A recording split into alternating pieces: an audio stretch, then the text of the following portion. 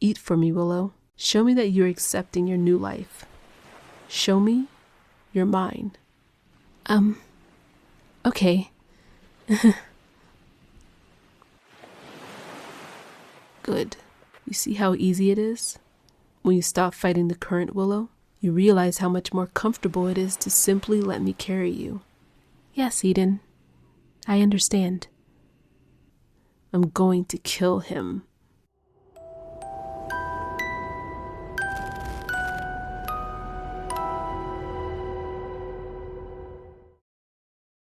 Punished. As she tossed and turned in the oversized bed that night, the Egyptian cotton sheets tangled around her legs like seaweed. She thought about that word, punished. The syllables echoed in the moonlit darkness, each repetition like a hammer against glass. Hadn't she been punished most of her life by men like Eden? Men who smiled with perfect white teeth at first, who recited beautiful words like practiced sonnets, who held her hand with deceptive gentleness and made her feel safe beneath their towering frames, only to punish her with those same hands when she grew comfortable enough to exhale. Her father had thrown crystal tumblers that shattered against walls inches from her head, leaving constellation of glass shards embedded in the plaster. Mark had kicked her until her ribs creaked, shoved her against door frames that left purple shadows blooming across her shoulder blades, choked her until black spots danced at the edge of her vision. What was Eden's form of punishment? His manicured nails, his expensive cologne, his aristocratic bearings? They didn't match the profile. His violence would be refined, she imagined, like everything else about him. But then again, she never could tell the type. The monsters always wore such convincing human skin. Eden had positioned himself as her savior from men like Mark. He would have killed you over a cold meal, he'd said in disgust. Yet there he stood, promising punishment at the first flicker of resistance. Sleep came in fractured moments, her consciousness drifting between nightmares and the gilded prison of her reality. By morning, as pale light filtered through the heavy brocade curtains, she knew one thing with crystalline certainty. She had to get back on track. She had to curve her body into the shape he desired, become the perfect porcelain doll on his shelf. It was the only way to escape this room, and once she escaped, she'd flee this mausoleum of a house and him forever. When the door opened that morning, Willow flinched, her shoulders tensing beneath the wrinkled purple silk. But it wasn't Eden. The maid, gray-haired, eyes downcast, slipped in with an armful of dresses that whispered against each other like conspirators. The security guard's shadow stretched across the threshold. Willow retreated to the far corner, chin tucked to her chest, watching through her lashes as the woman hung each garment with practiced efficiency. Neither spoke. When the lock clicked behind them and their footsteps faded, Willow raised her face to the camera's unblinking eye. Thank you for the pretty dresses, she whispered, the words tasting like surrender on her tongue. The camera stared back, silent and judging. Her bladder screamed for relief after hours of stubborn resistance. In the bathroom, she hovered over the toilet, scanning ceiling corners and light fixtures for hidden lenses, finding only her own reflection fractured in the tiles. Breakfast didn't come. Neither did lunch. By mid-afternoon, last night's untouched dinner still sat on the table, cold and congealed, as if time itself had refused to move along. The smell had turned faintly sour, not rotten, waiting. It felt intentional, like a lesson left where she couldn't ignore it. Was this the punishment? Not raised voices, not threats, just silence? Was she meant to eat that? To prove something? Hours passed before she finally looked up at the small black camera in the corner. Her mouth was dry when she spoke. Mr. Eden. Eden, if you're there. Her voice wavered, then steadied as she pressed on. I just wanted to say, I'm really sorry for my behavior last night. I was out of line. She swallowed. All you're doing is trying your best to take care of me, and I've been ungrateful. I'm not used to this kind of care. as I'm sure you know. A breath, careful, measured. Please give me some time to adjust. Please forgive me. The silence returned, heavy as held breath. Then, minutes later, without warning, his voice filled the room. Wear the blue dress tonight. Nothing else. No acknowledgement, no reassurance. The line went dead. A soft smile touched her lips anyways, a performance for the unblinking eye, a victory she didn't dare question. Yes, Eden. The table had been set again by the old maid, laid out in perfect imitation of the night before, as if the evenings were being rehearsed. A careful reset, the same plate, the same cutlery, the same precise distance between each place setting. Even the candles had been replaced, new wax where last night's had burned low. When the bolt slid back and Eden entered, she saw at once that he wore the same suit as before. Only this one was freshly pressed, untouched by wear. The realization settled coldly. He owned multiples. Uniforms, not outfits. He looked relaxed, almost domestic. A bottle of wine rested easily in his hand, as though he was nothing more than a husband returning home to a wife he adored. He stopped in the doorway, his breath caught audibly. The blue silk clung to Willow's frame like poured water, shifting with every shallow breath. It was beautiful. It was exactly what he'd wanted, and it left her exposed. The neckline dipped low enough to reveal what she could not erase. The fading bruises Mark had left behind, mottled bruises in sickly yellows blooming against her skin. She had hidden them beneath the scarf, the only personal item she'd been allowed to keep, the last remnants of her former life. Willow, he murmured.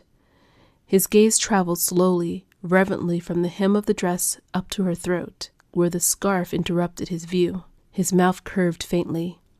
You look transcendent. She forced her hands to remain still at her sides. For the last hour she had practiced this, standing before the mirror, rehearsing not the face of a captive, but of a woman beginning to understand her place, beginning to accept. She stepped forward, the silk whispering against her legs. Thank you, Eden, she said softly, each word carefully placed. A fragile smile followed, hesitant, grateful. It's the most beautiful thing I've ever worn, even more beautiful than the last.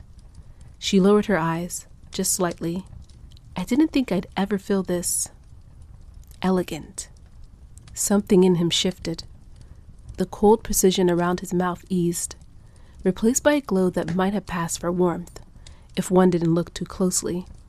It was the pleasure of possession, of a collector seeing a prized piece finally displayed as intended. He crossed the room and took her hand, bowing to press a lingering kiss against her knuckles. I knew it would suit you, he said, guiding her towards the table. You were meant for finery, not those draped cotton rags. His fingers paused, except for this. He hooked a finger beneath the silk scarf and drew it away. The air felt colder instantly. The bruises bloomed into view, undeniable now.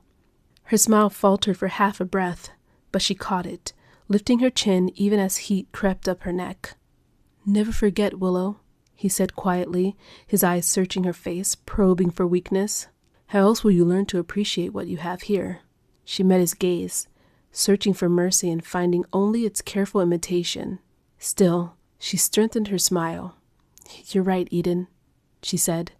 I won't forget. He smiled, pleased. Tonight we celebrate. My father is at rest. The world is outside the gates, and you are finally where you belong. He poured the wine. Willow watched his hands, strong, steady, and utterly devoid of the grease that had always lived under Mark's fingernails. I was thinking, Willow said, taking a small sip of the wine to mask her nerves. If I'm to stay here, if I'm to be a part of this house, I should know more about it. You've taken such care of me. I want to understand you better. And the estate, it's so big. I feel a bit lost just in this one room. She was testing the water, trying to see if good behavior would earn her a tour of the wing she was in, a chance to map the closest exit. Eden paused, his glass midway to his mouth. He looked at her, his dark eyes searching hers for any hint of deception. Willow didn't blink. She kept her gaze wide and admiring. "You want to see your kingdom?" he asked, a slow smile spreading across his face. He leaned across the table, his hand covering hers. His skin was unnervingly warm. "Perhaps. In time. But trust is a fragile thing, Willow. You've been so brave today. Playing along, wearing the dress, but it is a well-crafted facade. Soon, you'll be looking for a tool under the bed again." Willow's heart skipped a beat, but she didn't let her hand flinch. "I was just scared, Eden," she said, her voice dropping to a whisper. "I'm not used to being cared for like this. It feels like a dream I might wake up from. I was looking for something to prove it was real." Eden's grip on her hand tightened, not painfully, but with a terrifying possessiveness. "It is very real, Willow. And as long as you continue to be this honest with me, I might just let you walk the gardens tomorrow. Under my supervision, of course." He picked up a small piece of steak and held it out to her, his eyes burning with a dark, hungry light. "Eat for me, Willow. Show me that you're accepting your new life. Show me you're mine." Willow leaned forward, her heart thundering so loudly she was certain he can hear it over the crackle of the fire. The silver fork hovered inches from her face, the meat perfectly seared, expensive and bleeding. She hated the intimacy of it, the way it reduced her to something infantile, a creature to be fed and groomed. She opened her mouth, her lips trembling slightly, and accepted the morsel. Eden's gaze didn't leave her eyes for a single second. As she chewed, he watched the movement of her throat with a look of starving intensity. He didn't pull the fork away immediately. He let the cool metal linger against her bottom lip for a heartbeat longer than necessary. A silent assertion of control. "Good," he whispered, his voice thick with a dark, purring satisfaction. "You see how easy it is? When you stop fighting the current, Willow, you realize how much more comfortable it is to simply let me carry you." A flush of heat crawled up Willow's neck, not of pleasure, but of a deep, burning shame. She felt a tear prickle at the corner of her eye, but she forced it back, swallowing the food along with her pride. She had to be the perfect doll. If she could make him believe she was becoming dependent on him, he might grow careless. He might stop looking at the monitors quite so often. It's very good," she managed to whisper, her voice small and broken. Eden reached out, his thumb catching a stray drop of jus at the corner of her mouth. He didn't use a napkin. He smoothed it away with his bare skin, his touch lingering on her cheek. "I've spent my whole life surrounded by people who wanted something from me," he said, his tone turning reflective, almost vulnerable. "My father, his lawyers, the women who saw only the estate. But you are the first thing that is purely mine. I didn't buy your affection, Willow. I earned it by removing the things that hurt you." He stood up, still holding her hand, and pulled her gently from her seat towards him. The silk of the dress rustled between them. He smelled so clean, so unlike the world she had come from, and for a split second, her brain, exhausted by trauma, flickered with a dangerous thought of how much easier it would be to just stop trying to escape. "Tomorrow," he murmured, pressing his forehead against hers, "we will walk the gardens. You need the sun, and I need to see you in the light, without those cameras between us." He tilted her chin up, his eyes searching hers. "Tell me you want to be here, Willow. Just once. Let me hear the words." Willow's breath hitched. The request was a trap, a verbal shackle he was asking her to snap onto her own wrists. If she said it, she feared the lie would stain her soul. If she refused, the fragile piece of the dinner would shatter. She lowered her eyelashes, letting them cast soft shadows against her cheeks, and leaned her head slightly into his hand, a gesture of feigned vulnerability. "It's all so much, Eden," she whispered, her voice airy and hesitant. Everything happening so fast. One moment I was in that gloomy trailer, and the next, I'm wearing silk and drinking wine with you. She moved her hand to attentively touch the sleeve of his jacket, her fingers grazing the expensive material. I don't know if I have the words yet, she continued, looking up at him with wide, watery eyes that looked like shimmering glass in the candlelight. Can you blame me for being overwhelmed? You've changed my entire world in 24 hours. I'm still trying to catch my breath. Eden's eyes searched hers, his thumb tracing the line of her jaw with a slow, rhythmic pressure that felt like a countdown. For a moment, his expression flickered, a flash of the cold, impatient predator beneath the gentleman. But then he saw the tears she had finally allowed to spill over her lower lid. It was a perfect performance.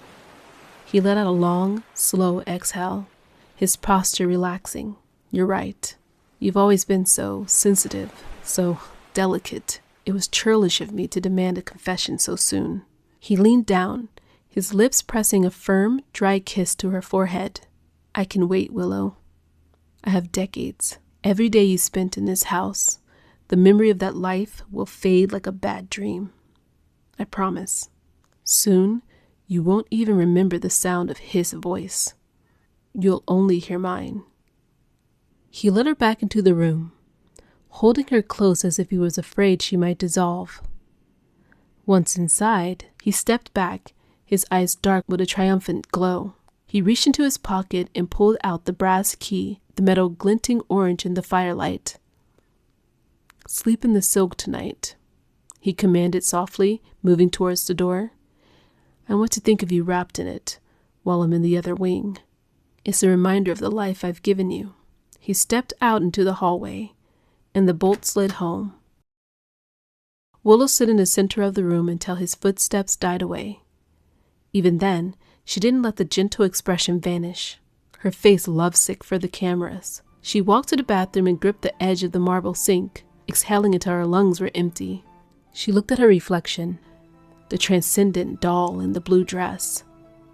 I'm going to kill him, she thought, the clarity of the idea hitting her with the force of a tidal wave. Or, I'm going to burn this house to the ground with both of us inside.